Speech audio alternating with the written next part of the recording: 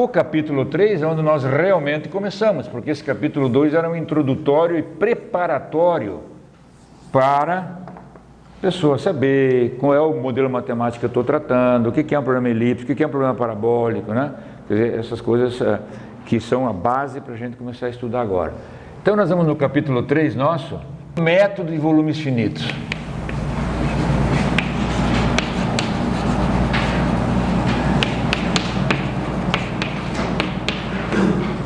O método de volumes finitos. E aí, eu começo dizendo, começo definindo, para que não tenha ambiguidade, né? Porque essa ambiguidade existe, né? Em muitos textos, na literatura. Um método, ele é de volumes finitos se as equações aproximadas que você obteve são feitas através de um balanço num volume de controle finito. Não interessa como que você, depois de fazer o balanço, como é que você trabalha com os diferentes termos.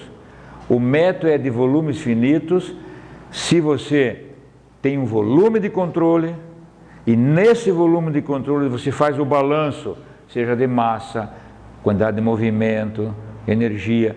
Você faz o balanço e essa equação que você obteve desse balanço, ela é a tua equação para aquela célula, para aquele volume que você fez a equação. Esse é o método de volumes finitos. Eu comento mais depois sobre a aproximação que eu posso fazer depois de integrar. Depois de integrar, eu posso fazer diferentes coisas, mas o método será de volumes finitos se você fizer um balanço da propriedade num determinado volume de controle. Aí obteve a equação em volumes finitos. Você vai trabalhar nessa equação. Eu posso trabalhar de um jeito nessas equações, você pode trabalhar de outro jeito nas equações. Nós podemos ter resultados diferentes no final, mas os dois métodos são de volumes finitos. Porque se eu pegar os meus resultados e for lá na equação do balanço que eu fiz, ele satisfaz, ele conserva. Então o método de volumes finitos é todo método que obtém a sua equação aproximada a partir de um balanço no volume de controle. E deu.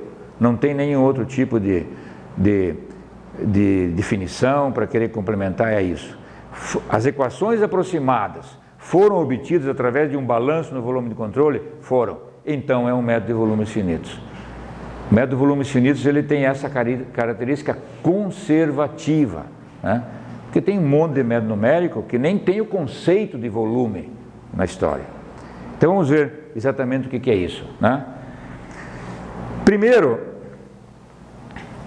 vamos ver o seguinte: se eu tiver um domínio assim, ó, com condições de contorno aqui e tal, etc., uma determinada equação diferencial aqui, e eu estou simbolizando aqui um L manuscrito como sendo a equação diferencial na sua forma contínua, né? Válida para o ponto. Se eu tenho isso, e se eu conseguisse resolver isso, né, eu teria, como disse para vocês, uma solução em forma fechada. A gente não consegue fazer isso. Então a gente pega esse mesmo domínio aqui, né, que obviamente vai ser diferente aqui meu desenho, que eu também tenho as condições de contorno, mas eu não posso resolver para os infinitos pontinhos que eu tenho aqui. Não consigo fazer isso. Então eu disse, eu vou me satisfazer com um número discreto de pontos. Não posso fazer o analítico que está valendo para o pontinho, então eu vou me satisfazer com um número discreto de pontos. Então eu vou fazer, eu vou criar uma malha aqui. Criar uma malha aqui. E vou resolver nesse. Vou resolver nesses pontos. Para resolver isso aqui, se eu conseguisse resolver isso aqui, eu teria uma solução em forma fechada. Eu teria a solução analítica. Mas como eu não posso fazer isso, eu me satisfaço com um número discreto de pontos, isso aqui eu vou ter aqui uma matriz, né? A minha incógnita é φ, eu vou ter uma matriz A vezes um φ, que é igual a um B. Que matriz é essa? Essa matriz tem tantas linhas quantos forem as minhas incógnitas. Então aqui vou ter 1, 2, 3, 4, 5, 6, sei lá, 20 e poucas incógnitas. Vou ter um sistema linear com 20 e poucas equações. Cada equação vai ser obtida como? Através de um balanço no volume de controle. Faço um balanço aí, uma equação. Um balanço ali, outra equação. Um balanço ali, outra equação. Um balanço ali, outra equação. Montei o sistema de equações. Vou resolver agora isso aqui, através de um método que resolve sistemas lineares. E pronto, tenho a φ. Vou ter a φ cada vez melhor quanto menorzinho for a minha célula. Se eu tiver condições de ter um gigantesco computador que eu pudesse fazer a célulazinha, né, do tamanho do ponto, eu estaria com a solução analítica. Quer dizer, portanto, aqui eu estaria resolvendo um operador que eu vou chamar de numérico. Um operador numérico, não é mais a equação diferencial, é uma aproximação desse operador. De tal maneira que eu tenho assim, a minha L de φ é o meu ln de φ mais erros de truncamento. Erros de truncamento. É claro que já está aí, vamos dizer assim, absorvido por vocês que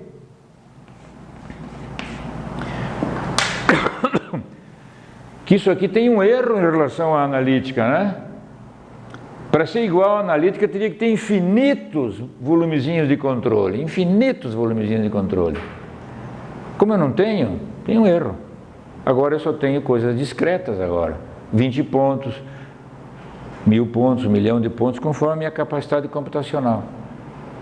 Mas o que é o método dos volumes finitos? É determinar cada uma das equações desse sistema linear, que é uma matriz aqui, com as incógnitas, cada uma dessas equações através de um balanço em cada um dos volumes de controle. E eu vou estar sujeito ali aos erros de truncamento que isso tem, né? E eu vou mostrar agora, na realidade, que o método dos volumes finitos vocês conhecem desde que entraram na engenharia. Porque, se vocês lembrarem, quando vocês vão deduzir uma equação diferencial, o que vocês fazem sempre? Primeiro faz um balanço, né? Faz um balanço no volume de controle, depois faz ΔX, ΔY, ΔZ tender a zero, aí dá a equação diferencial. Que vocês já estão trabalhando, já trabalharam, já sabem a equação de volumes finitos, é o balanço só. Se eu fizer ΔX, ΔY tender a zero, eu vou na equação diferencial, eu vou no balanço no ponto, se eu fizer isso, né? Então, por exemplo, eu vou mostrar aqui para vocês a conservação da massa, que todo mundo conhece, né? O sujeito passa pela engenharia e vê 10 vezes a equação de conservação da massa, né? O balanço, né? Então eu vou pegar aqui, por exemplo, a equação de conservação da massa.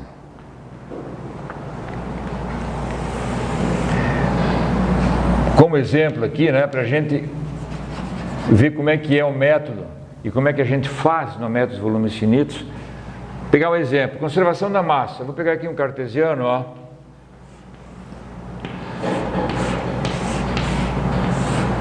Cartesiano. Um escoamento, claro que tem aqui, né? O meu escoamento veio aqui. Eu vou fazer um balanço de massa. Balanço de massa.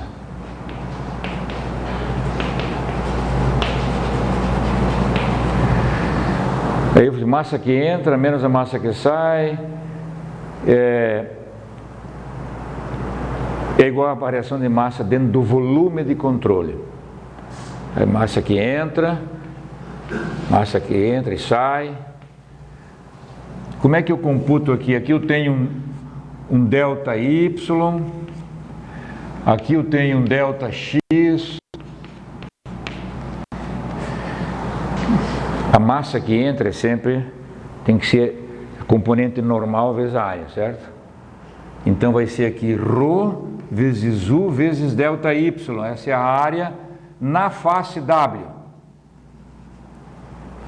Que entra. O que entra mais aqui? ρV vezes delta X, a área perpendicular a V, na posição sul. O que sai? Sai ρV delta X na posição norte. O que sai? ρU vezes delta Y na posição E. Posição E. É só, que entra menos que sai, igual a variação da massa dentro do volume de controle, na unidade de tempo. Vamos ver se é regime permanente isso aqui, só para o nosso exemplo. Né? Então eu vou escrever assim. Que ρ vezes U vezes delta Y em W, mais ρ, já vou colocar aqui, menos ρ vezes U vezes delta Y em E, já fiz o que entra, mas no que sai, W e E, mais ρV vezes delta X em norte, em sul, menos ρV vezes delta X em norte. Como isso aqui é regime permanente, né? Regime permanente, delta sobre delta T da massa é zero.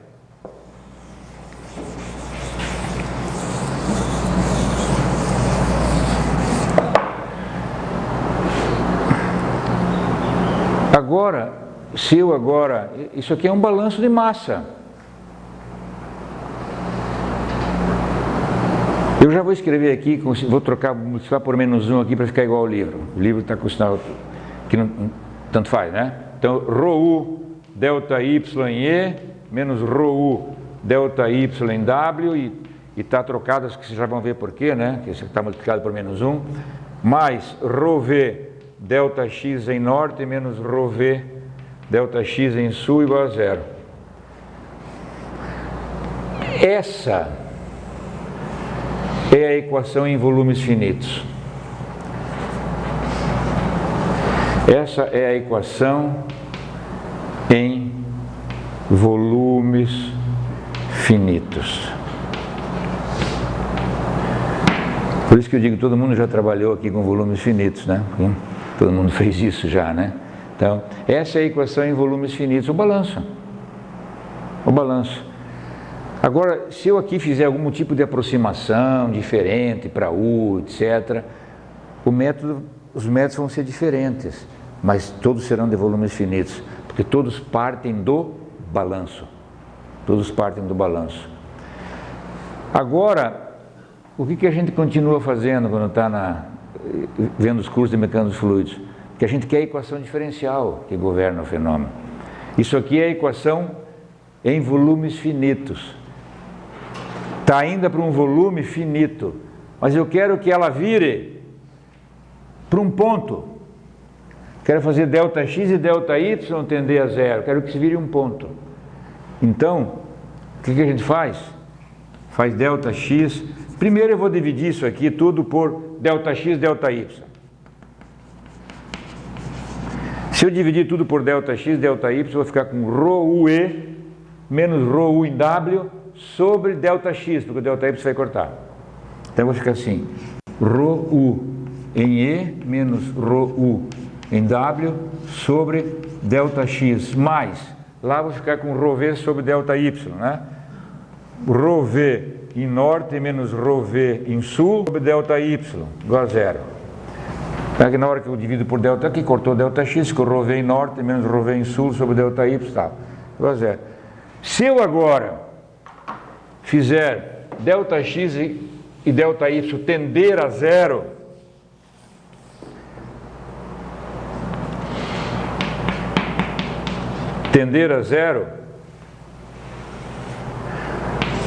o que dá? O que é isso aqui quando isso aqui tender a zero? É a definição da derivada. definição de derivada. Isso é delta sobre delta x de ρu mais delta sobre delta y de ρv igual a zero. É a equação diferencial, que é o balanço no ponto. Porque isso aqui é o balanço no volume de controle. Se você fez esse volumezinho de controle cada vez diminuir até chegar no ponto, é a equação, é o balanço no ponto, é a equação diferencial. E se eu resolver essa equação diferencial, eu tenho resultado para todos os pontos. E se eu resolver essa, eu tenho resultado para aquele volume finito que eu fiz o balanço. Está claro isso? Isso é a essência do método de volumes finitos. Vocês vejam que o método de volumes finitos é uma coisa assim, que se eu tiver um volume finito assim, depois um menorzinho, depois um menorzinho, depois outro menor, depois outro menor, até o ponto. Em todos esses, aqui está a minha equação diferencial. Essa. Em todos esses volumes finitos, discretos, eu tenho aqui, em todas elas, eu tenho essa equação. Agora é óbvio que elas são muito irmãs, né? Muito ligadas, porque daquela eu chego nessa, é só diminuir o meu volume de controle. Então, eu acho que isso é a característica fundamental do método dos volumes finitos. É porque ele representa a conservação que a tua equação diferencial contínua representa para o ponto. Então, se aqui, a gente pensar que tem um balanço, que aqui também tem um balanço aqui no ponto também. Tem um balanço no ponto. A equação diferencial é o balanço no ponto, é a conservação no ponto. E no volume finito é o balanço no volume finito. Por isso que quando você refina a malha, o cara está resolvendo um método numérico, ele refina a malha, vai refinando a malha, vai refinando a malha, vai refinando a malha, a solução tem que chegar perto da solução analítica. Refinando a malha, os erros de truncamento vão embora. Porque a coisa discreta deixa, cada vez está mais contínuo, e a tua solução numérica fica parecida com a tua solução analítica. Então, o método dos volumes finitos tem essa característica. Da equação que você usa, que é essa, ela é a própria equação diferencial escrita para um volume discreto. Isso que é importante, ela é conservativa. Na hora que você faz todos esses balancinhos aqui, tudo se conserva e vai aparecer só, porque esse fluxo de alguma coisa que sai desse volume de controle entra nesse. E tudo vai sendo conservativo, desde que eu não tenha uma malha que fique em cima da outra, que é um requisito importante do método dos volumes finitos. Não ter malhas que se superpõem, porque daí acabou. Vai ser uma confusão aí de conservação. Então você tem que ter o teu domínio discretizado em volumes finitos, e aí você vai ter os balanços certinho. No fim, quando tudo se cancela internamente, o que sobra? A condição de contorno que você tem colocado no problema. E só o método dos volumes finitos tem essa característica. Todos os outros métodos numéricos não têm essa característica, não são conservativos, se eles não usarem essa equação como equação do teu sistema linear, que é a equação de conservação. Agora, quando você vai pegar um problema complicado, um monte de equações diferenciais, você vai ficar fazendo balanço cada vez dos teus volumezinhos? Não, né? Porque é muito trabalhoso. O que você faz? Você faz o processo inverso. O que você fez aqui? Você saiu do discreto e foi para o contínuo.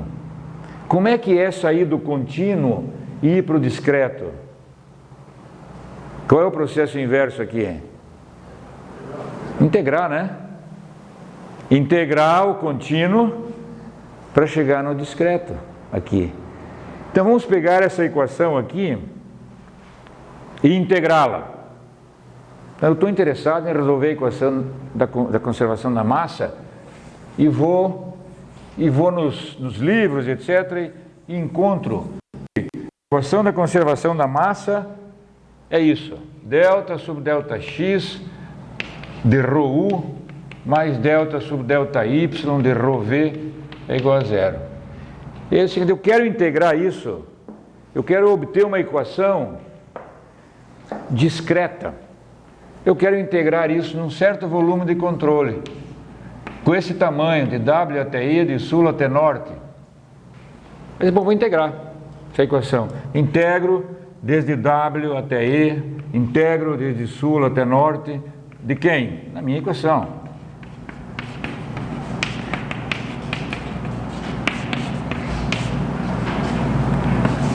Dx dy. Vou integrar isso aqui agora. Vou fazer primeiro, vou integrar esse termo em x e vou integrar esse termo em y. Na hora que eu integrar esse termo em x, olha aqui, vai dar ρu em e menos ρu em w, certo? Isso que vai dar essa primeira integração. E vai sobrar a integração de sul a norte. Então eu vou ficar com a integração de sul até norte, e já integrei em x, vai dar ρu em e menos ρu em w, e ainda não integrei em y. E o outro eu vou integrar em y, vai dar ρv em norte, ρv em sul, e vai ficar ainda a integração em x. Mais a integração de w até e, de ρv já integrei, né, de sul até norte, dx igual a zero. Essa é a minha integração.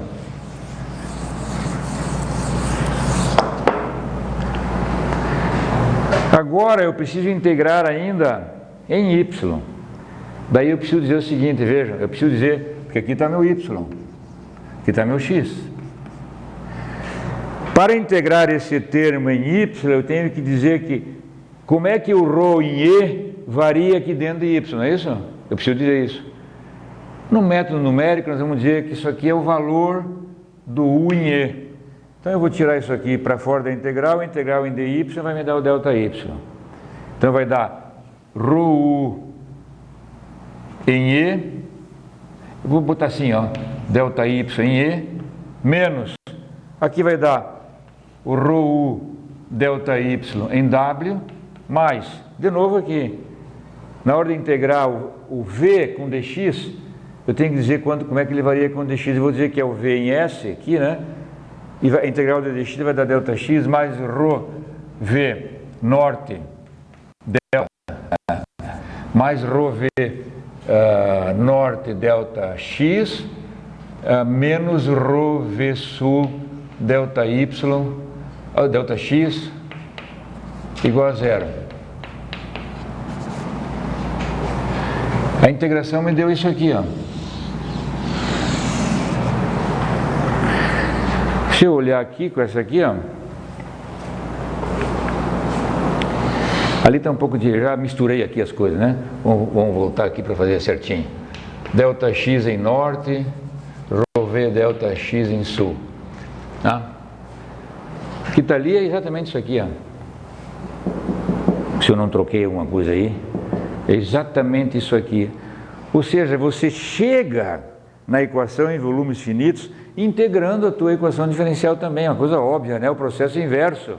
Se antes eu fiz o limite aqui, fiz o limite e fui para a derivada, agora eu integro a minha equação diferencial e tenho a equação em volumes finitos.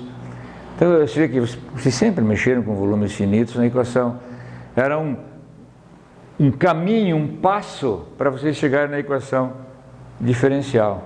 Né? Tem um detalhe aqui, para você chegar nessa equação, que aqui foi o balanço que nós fizemos. E lá foi a integração. Quer dizer, aqui nós fizemos o balanço. E aqui foi pela integração da equação diferencial.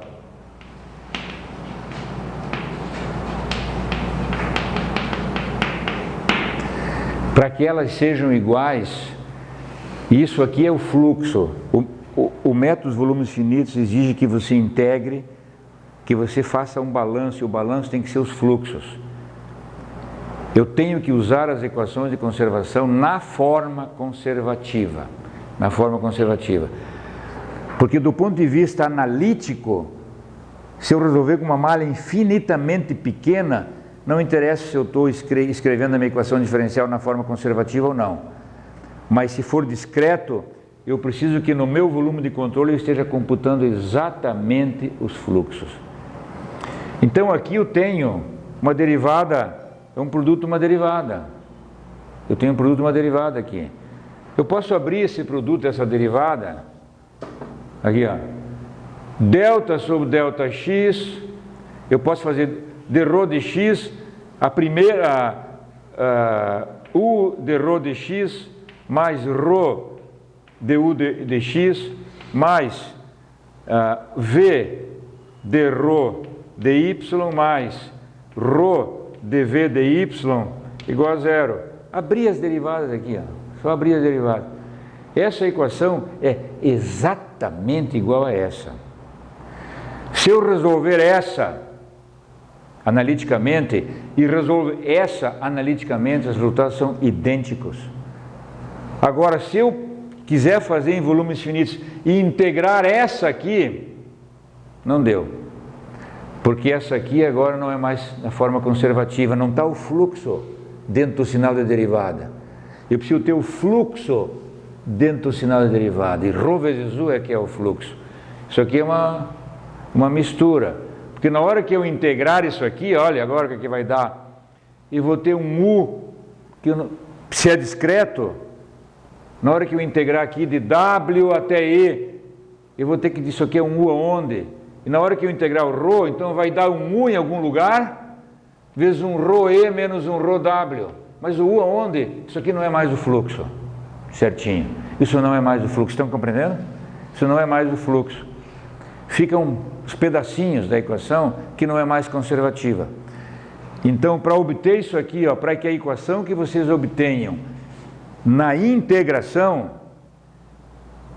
a equação diferencial tem que estar na forma conservativa. O que significa isso? Que dentro do sinal de derivada você tem o fluxo. Seja de massa, quantidade de movimento, energia, seja o que for. Tem o fluxo. Isso vai acontecer em todas as equações, porque eu posso fazer isso também aqui. Se eu pegar Navier-Stokes, delta sobre delta x de ρ por exemplo. Isso aqui é que é o fluxo de quantidade de movimento. É o m ponto transportando o m ponto u. Esse é o fluxo. Mas eu posso abrir essa derivada, se eu quiser. Eu posso fazer um ρu vezes du dx. Se eu integrar isso aqui agora, de w até e, eu vou precisar dizer como é que o u varia de w até e. Vou pegar um u do meio, e na hora que eu integro isso aqui com x, vai dar u em e menos u em w. Aí eu vou ficar com um u em algum lugar, vezes um ue menos um uw. O u num lugar vezes o u num outro lugar, não é mais o fluxo. Tem que ser no mesmo lugar. E isso acontece se eu deixar dessa forma que está aqui. Ρ vezes u vezes u. Então, eu estou mostrando para vocês aqui, primeiro, que o método dos volumes finitos é muito amigo nosso, né? Desde que a gente faz engenharia, porque a gente sempre usa o método dos volumes finitos para fazer o balanço, para depois fazer o limite, para encontrar a equação diferencial. E que, para a gente não ficar fazendo balanços de equações complexas, métodos dos volumes finitos, a gente pega a equação diferencial e integra, dá no mesmo. Desde que você tenha o cuidado de pegar a equação diferencial na forma conservativa. Ou seja, que dentro dos sinais de derivada a gente tenha os fluxos. Né? Esse é o... E tem uma outra forma de ver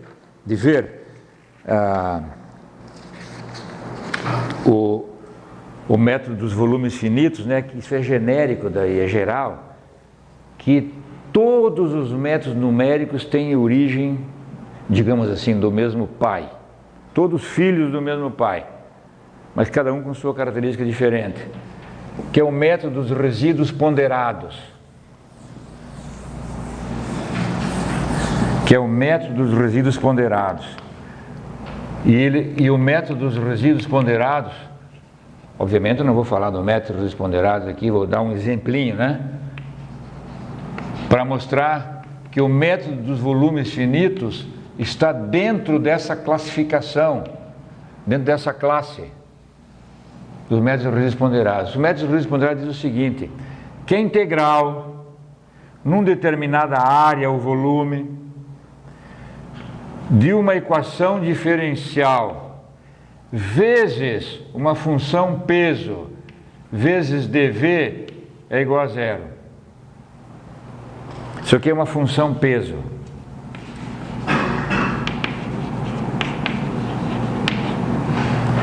Aqui é a tua equação diferencial parcial. Então vejam o seguinte, vejam pela nossa equação de conservação da massa agora.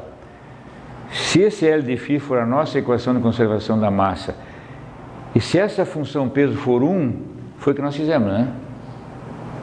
Integramos a equação da conservação da massa com isso aqui 1 na área ou no volume, né? Na área se for 2D, volume se for 3D, né? E aí nós temos os volumes finitos. Quer dizer, volumes finitos é o método dos resíduos ponderado quando você tem W igual a 1 para o volume que você está, né?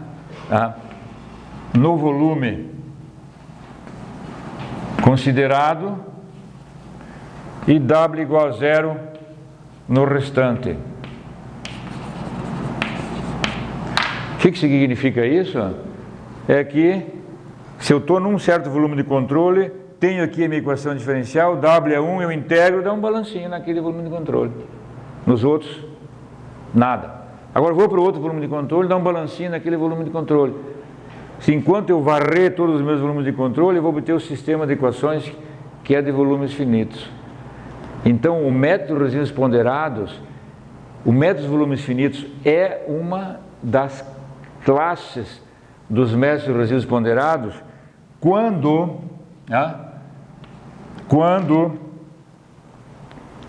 o W, função peso, é igual a 1. Se você botar algum tipo de função peso aqui que não seja 1, o que você fez? Quebrou a conservação. Porque deixou de ser a equação e seus fluxos. Vocês estão compreendendo isso, né? Quebrou o balanço. Se eu botar um qualquer W aqui e integrar, vai dar um negócio multiplicado por W, que não é o fluxo mais. Então, todos os métodos que usarem W diferente de 1 não são volumes finitos. Não são volumes finitos. É outra coisa, mas não são volumes finitos. Se o W for não sei o que, uma função assim assada, é Galerkin, se for o delta de Kroner, então é a colocação e tal, tem um monte de métodos, né? Não é papel nosso que discute isso, mas para ser volumes finitos ele tem que ter essa função peso igual a 1, porque daí a integração, bom, melhor dizendo, tem que ter o W, ou função peso igual a 1, e também o L de φ ali tem que estar na forma conservativa. W igual a 1, função peso igual a 1, e o L de φ ali na forma conservativa, quando você integra, dá o balanço. Daí é volumes finitos, senão não é. Então, todos os métodos numéricos, todos, eles têm que dar o mesmo resultado, se eles forem consistentes, quando eu reduzo a malha. Quando eu reduzo a malha. Então, se eu reduzir a malha para ir lá para que eu conseguisse fazer infinitamente pequeno, não interessa se é elementos finitos, volumes finitos, não interessa o que for, porque todos os erros vão embora e todos têm que dar o mesmo resultado, porque eu estou lá no ponto, Agora, se eu tiver numa malha finita, um método só vai conservar massa, quantidade de movimento, energia, etc. Os outros não vão conservar. E esse é um defeito, né? que outros métodos que não são conservativos têm. Que se eu tiver num volume discreto, numa malha discreta, porque quando você não faz balanço, o método nem tem o conceito do volume, ele só tem o conceito da malha, da discretização apenas, não do volume, né? E se você não tiver o W igual a 1 e a equação na forma conservativa, o método não será conservativo. E quando você resolve a mecânica dos fluidos, é muito importante você ter tudo conservativo. Porque não dá para você conservar massa, né? Não dá para conservar massa. Por isso que hoje você vê o seguinte, todos os softwares, né? Eu falei, eu acho, na aula de ontem, todos os softwares que resolvem problemas estruturais é elementos finitos. Todos os softwares que resolvem problema de fluidos é volumes finitos. Mas por que isso? É uma questão histórica, né? Elementos finitos sempre trabalhou com malhas não estruturadas, com geometrias complexas, porque é estrutural, sólido, com tensões. E o sólido não tem grandes deslocamentos, né? Não tem conservação da massa para o sólido, né? Quando você resolve um problema estrutural, sei lá, num virabrequim, uma biela, por exemplo, não tem mudança de massa, não tem que conservar a massa. E aí o volume, elementos finitos, você vai bem, se dá bem, né? Porque não tem conservação da massa. Agora, se você tiver que começar a resolver coisas que é obrigado a conservar a massa, começa a ter problemas, porque se o método não é conservativo, daqui a pouco tem geração de massa. Isso é fisicamente inconsistente, você gerar massa. Você às vezes tem um duto lá, entra uma quantidade de massa e sai outra no duto, não pode, né? Tem que sair a mesma quantidade. E o jeito de fazer sair a mesma quantidade é ter volumes finitos para resolver isso.